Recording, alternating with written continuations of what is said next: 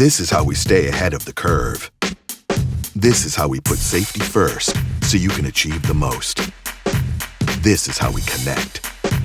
This is how we deliver what's next. The all-new eSprinter has the latest in available Mercedes-Benz safety and connectivity.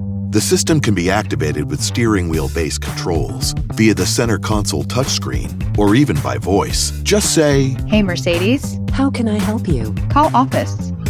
yeah, it's that easy. When registering for Mercedes Me Connect, be sure to activate all services for maximum connectivity and the best charging experience.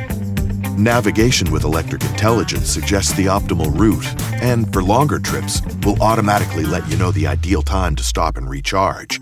It monitors your charge level, displays charging stations along your route, and lets you know which are open and their power output. For more information, go to mbvans.com or visit your local dealer. With MBUX or the Mercedes Me Connect app, you can adjust the climate even before you get in. These preconditioning features work while the eSprinter is charging to make your ride more comfortable and more efficient. How cool is that?